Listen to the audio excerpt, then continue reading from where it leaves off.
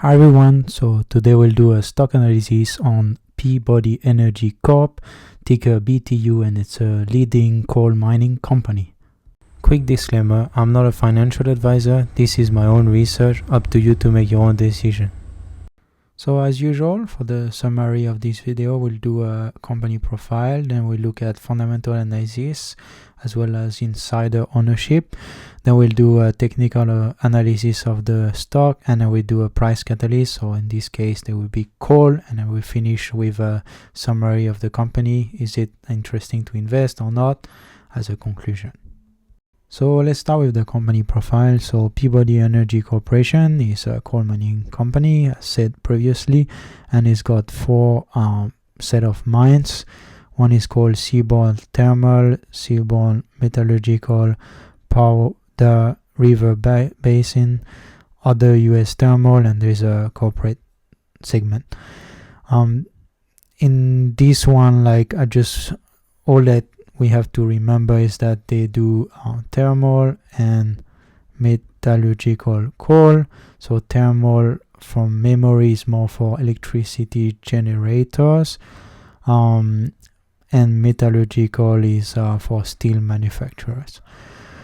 So then from there they have as well they have some other trading of coal and freight related contract, and they provide transportation services as well.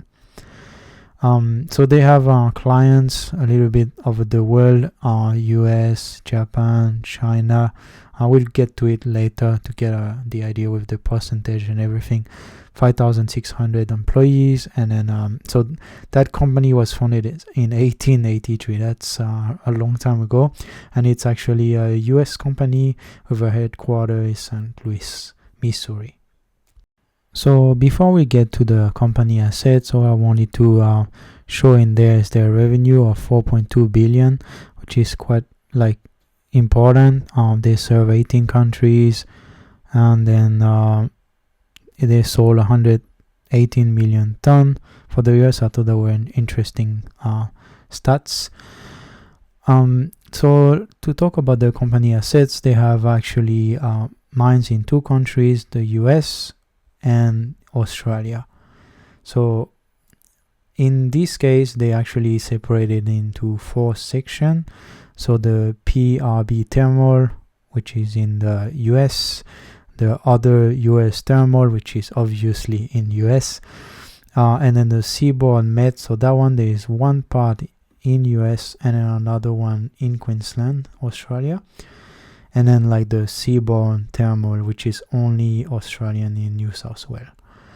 So remember the colors, because actually they've been using those colors to in the next slide, if you can remember, will be helpful for you. And then the global headquarters is there, and the Australian headquarters is there. So here is a slide that I found on their website in their presentation, and the one that I mentioned that was interesting was the capital allocation. So what they've done from 2020 to now with their free cash flow, and one part of it was reduce their debt. So as you can see over there, they went from 3.4 to pretty much now negative. So I think that means they have more cash than actual debt. Then the reclamation funding. So what that means, basically that they will keep some cash in their company, at least 700 millions. Then the shareholder return, so they're trying to stay with normal dividends, and then and then after there is the growth. So in there, so yeah, that's pretty much an idea. But I would say the nearly half was pretty much reducing the debt, which they've done, and I think it's good. So I would like to agree with this slide, that is that coal companies, coal mines are usually very undervalued compared to a lot of other industries, even in the energy sector. And what you've seen here is that that's the coal average price. for peers, so $32. And then like actually BTU right now is at 13 or 14, so they mentioned 15, but it's even lower right now. And then like if you look at the oil and gas average, if it was to be a oil and gas company instead of coal, it would be at 55, which is nearly like 4 times what it is now. And then like a steel average, which is like 4 or more. And then like other metal mining companies, they say more. I mean, I'm not sure exactly truly, but I definitely know that their coal companies are way undervalued compared to others. So that's pretty much why I'm only doing presentation on coal companies, because like the difference is so massive, and those companies are very important for the economy overall, even though a lot of people don't like that. I mean, I'm not here to judge that part, but I'm just here to present you some interesting companies that are worth looking at, and they have value of safety. And I think that that's proved there, and I would say it's true. We're gonna show the fundamentals later, and you will see that it's again a cheap company compared to the rest, and they're still profitable. So this slide I find is quite interesting. It's got a lot of information in such a few words actually. So it shows all the 4 segments of the company. So those are like the 4 that I mentioned earlier with the right colors. So if you want to go back earlier in the video, you can see which one they are. And then like they have all the mines in for each of them, and then like the cost per ton on each. So 122, 47, 12, and then 46. And if you compare revenue to cost, I would say it's probably around 15 to 30% profit margin, to brief idea. So it's not that great, but I would say at those coal prices that have been going from 400 to 100, I would say overall it seems reasonable.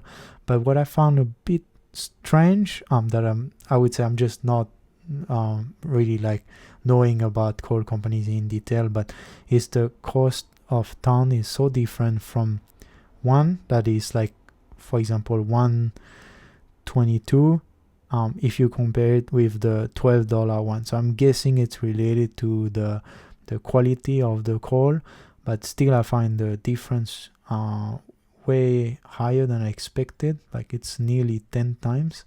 So yeah, that could be it. If anyone knows about that, I'd be happy to hear, because I don't really know those details. So in this slide, we will show you all the customers. Actually, the US is the primary customer with now 45%. It's been increasing a lot since 2022 from 36 to 45. Then we have Japan and China and Australia that are quite important, 18, 11, 8%. Overall, those have not really changed so much. From Japan, it's been moving a bit, but pretty much the same. And then after that, actually Taiwan has reduced a lot from 10 to 3, and then all the others is like 2 or less. So yeah, that's interesting to know, but that's basically the US is the primary customer, and Japan. We have a bit of China, that's the most I've seen since last with YAL, so 10%. So Yan Coal, but yeah, still not that much, to be honest. US is the major one. If US, basically if the customers or US stop buying, they won't have much, but because it's a US company, I'm guessing they will keep having buyers. So I find this important to mention is the acquisition. So Peabody was supposed to acquire Anglo America that were located in Australia, in Queensland, in there with the plus. And then so in 2024 they were supposed to buy, Peabody was supposed to buy these assets for 3.8 billion with 2 billion up front, 700 and 500 later. And so what I think the shareholder was a bit concerned in the past is the fact that they only had like 700 million in cash and maybe pushed to 1 billion, let's say, but they were still like lacking 1 billion. And yeah, I think that didn't please them that much because I've seen in the price as well. So a lot of people were concerned. But actually, a fire in the mine happened in, I think, in March or earlier this year. And because of that, Peabody has actually asked Anglo-American to actually fix these problems before they actually agree. But if they don't do it on time, they will terminate the agreement. So it was kind of a way to say maybe they might back off from this deal. So it's still ongoing, but it's potentially may not occur. So I thought that was worth mentioning because it's an important fact, considering that the company from memory is only worth $1 or $2 billion, and then the assets were 3.8. I mean, you can say it's like 2 to 3 times their market cap. So yeah, I mean that's how it is in coal. It doesn't surprise me, but I would definitely made the company much larger for sure. So now let's talk about the fundamental analysis. So I wanted to get back straight from the previous slide, which is like, look, their market cap is 1.6 billion and they wanted to buy something for 3.8 billion. I find it really actually funny in a way. I think it's not a bad idea, but I'm just saying that when you see the company is so undervalued and then they're trying to buy something 2 or 3 times bigger, and I think they could, to be honest, and I find that really funny because you see sometimes some companies worth like 20 times sales or like 30 times their P, but in this case it's completely the opposite. Like you basically buy the company for 20 cents on dollar from what it looks like when you see this kind of stuff. I mean, in reality, because of the price to book at 0.4, it's actually less than 2 times. And like, yeah, it's very undervalued. I mean, this one is enterprise value to EBITDA 1.48. I mean, this is really low. So in there as well, so if you look at the income statement, they are still profitable in 2024, still making 370 million. So this is on their difficult time, which is pretty much like 20 or 30% return from the market cap when they're not doing the best. They still have 700 million cash, 400 million debt. So it's not, I mean, it's positive, more cash than debt as well. So yeah, like I understand that as well, buying 3.8 billion. It's a little bit difficult considering that like they only have 700 million in cash, and then like where is that? Yeah, so the price to book is 0.4. So even that would be like 3 to 4 billion worth in their book. So that would double their number of mines and like I would say like cost their mine. So it sounds like really important acquisition. Coming back to that, so I kind of get why people are concerned, because it's a huge step up for a company small like this. But anyway, so they are still like producing cash flow, and then so if you look at there, one very important things I wanted to mention was, so like they have like 0.6 percent of the company held by insiders. It's a bit low, but it's all right.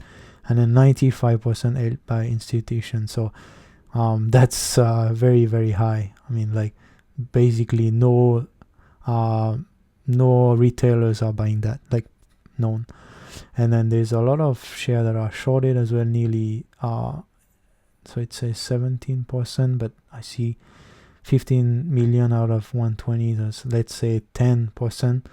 shorted, so that seems like a lot, to be honest, considering they are still profitable. But you know, this world is always bizarre, so that's how it is. And they're still giving a 2% dividend. I find that a little low if you compare with Australian coal mines, but maybe they will increase it later or not, I'm not sure.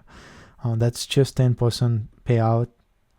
Let's see how it goes. But yeah, that's the thing I'm not really liking, is they don't really give dividends.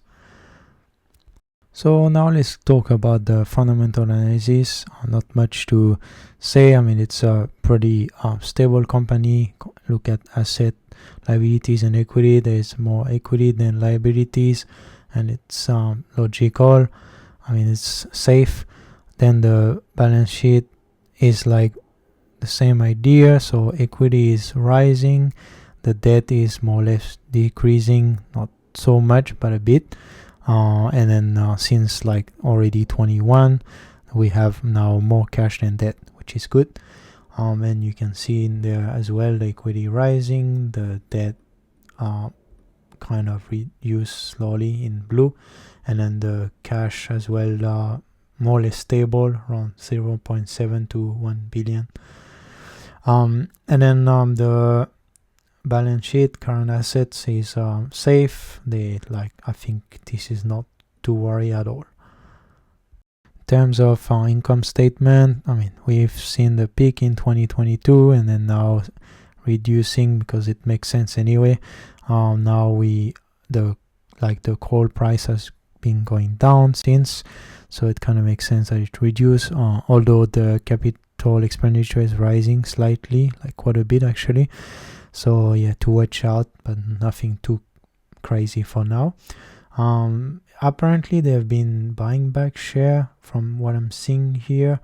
I never know if this is 100% sure, but yeah, this is a good sign. It's not major, but slightly reduced. And then the revenue has been in decline since 2022, I think, as well. And then like right now they are just barely in profit, but still, like, I think it's still good for the coal price at the moment. So if coal recover, they will be back to 2022 hopefully, or 2023, or even 2021. Maybe not, but yeah, that will be much better again. So let's hope this happens. We will see the price later. So in this section, what I wanted to share with you guys was the revenue per section. So what the 4 segments are here, and then like for 2024, I wanted to show that they were more or less equal, to be honest, like around 20 to 25% in each segment. So I like the diversification because they have 2 countries as well, and then like at the same time they have 4 segments, and then within those segments they are approximately 20-25, and maybe around 30 to 50% in Australia, and maybe 50 to 70% in US. I don't know exactly, but just an idea. I would say something around that. So in this section we can see the revenue, the cost per ton, and then the EBITDA. And what is worth mentioning is the fact that when in 2023 the coal price were higher than 2024, and then as soon as it start to like create issues like in terms of sales, so it's reduced by 23 and 14% for two segments. And if you see those segments, when you get to the EBITDA, because the cost is still stable, we get like a much lower like kind of profit. So you can see how coal price will influence a lot the EBITDA, which means at the end of the day the whole profit margin. So it's very important. So it's just worth mentioning in there, just to show that coal price obviously when it's higher will actually make way more profit than it is right now.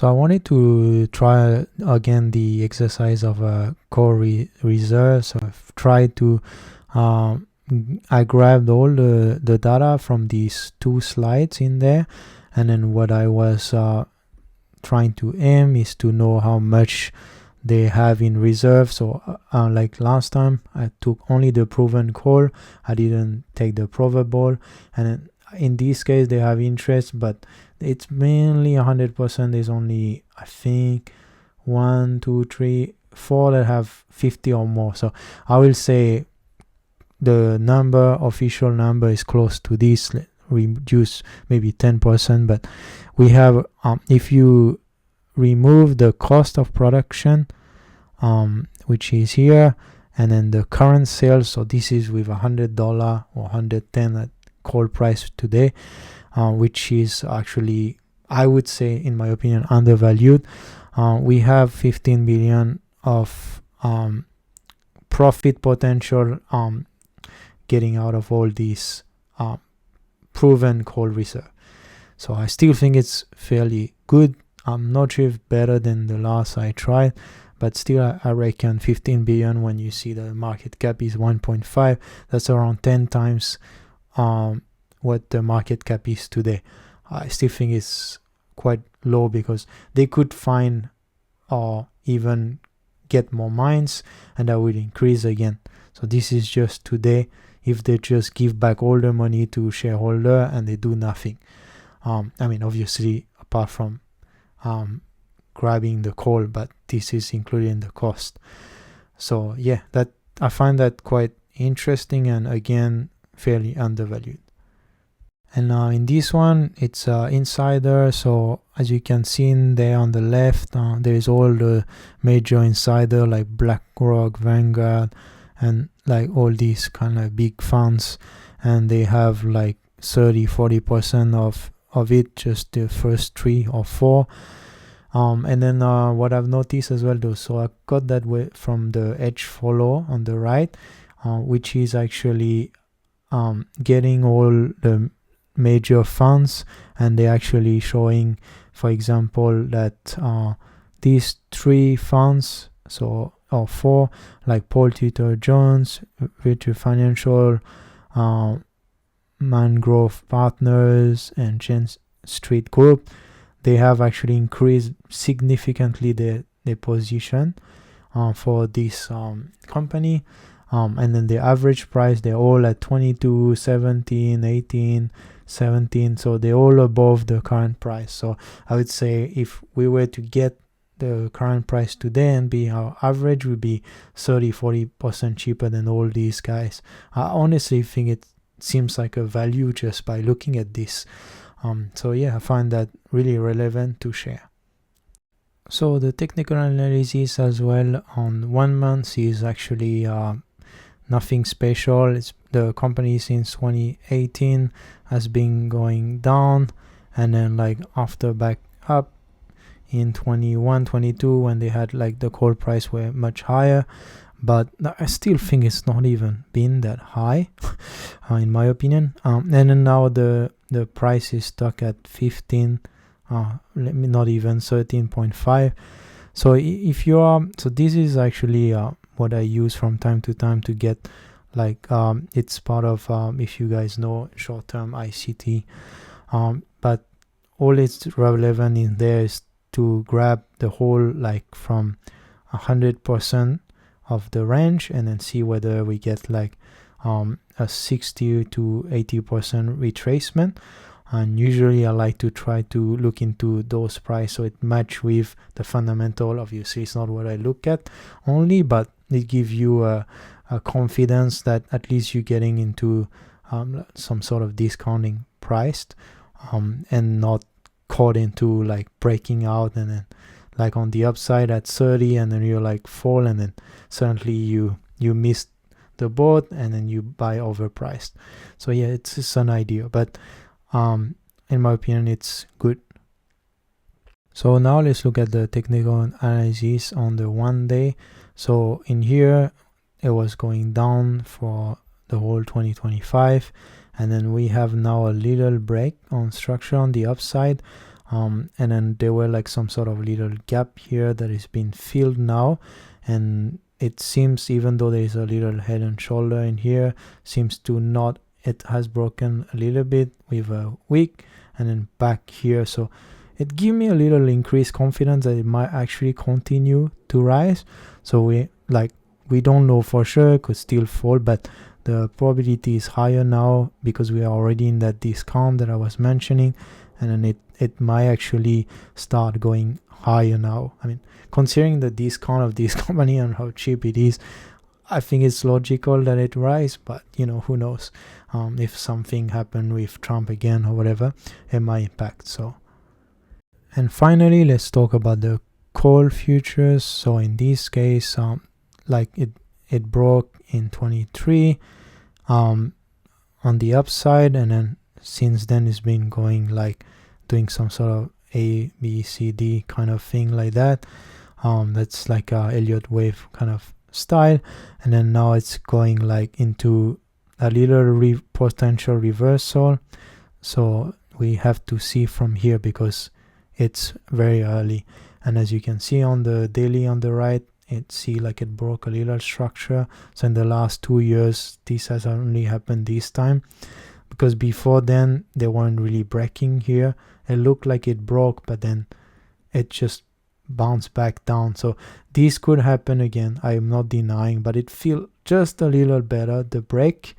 So yeah, let's see, it could easily fall back again more, but I still think at this price is getting discount now, so I'm expecting the reversal should come around there potentially. Of course, it's just an expectation. We don't know the price, what it will do.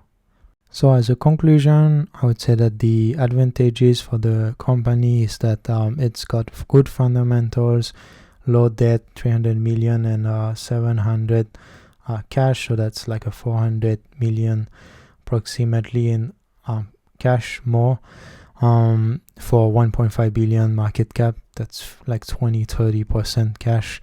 Then we have a good asset diversification between thermal and metallurgical, and between USA and Australia. There is a good reserve to, from memory, something like 13 to 15 billion of reserve after cost of potential free cash flow, and then institutions are buying big, from what we've seen. Then the risk are that the coal price stay low, even though it might break on the upside, we don't know for sure, but at these prices the company does not have a high margin, so it will just make money, but less, unless the price of coal goes way lower. But I don't think it's gonna be potentially possible. I mean, it's always possible, but I would say that it's less likely. Then the short-term potential reversal that we've seen on the stock, that looks actually pretty good so far. So let's see if it continue and break again on the upside, so above 15, 16, it will give a better chance of it continuing on the upside. Then after we have the acquisition, so this is a risk because it's still ongoing. Even though it's less likely, it could still happen, and they will have to figure out a way to acquire it. And then the last is US is actually 45% as a customer, so this is still a little risk because nearly half of the sales goes to one country. So yeah, that would be a little risk as well. So that's it for the day. I hope you guys enjoyed the video, and see you in the next one.